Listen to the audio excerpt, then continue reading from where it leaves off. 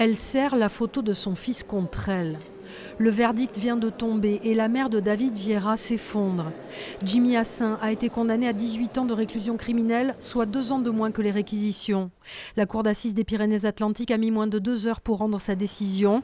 Les proches de la victime ne comprennent pas. Quel que soit le nombre d'années de réclusion, leur fils, leur père ne reviendra jamais. Voilà, c'est ça l'explication. Après, est-ce que symboliquement, il n'y a pas effectivement un effet déceptif par rapport à une peine qui était peut-être attendue? Oui, ça c'est possible, mais je vais vous dire, je pense que demain, ce qu'elles retiendront, c'est que leur fils n'est plus là. Les jurés de la cour d'assises ont pris en compte le parcours de Jimmy Hassin, enfant livré à lui-même, un père en prison pour meurtre, une mère défaillante et une famille aux abonnés absents.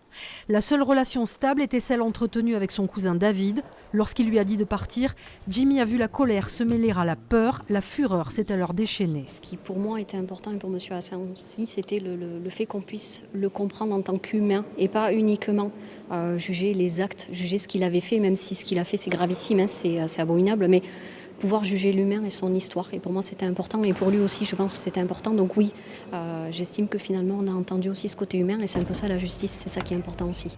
Le verdict est assorti de 7 ans de suivi socio-judiciaire, c'est-à-dire une obligation de soins, notamment psychiatriques.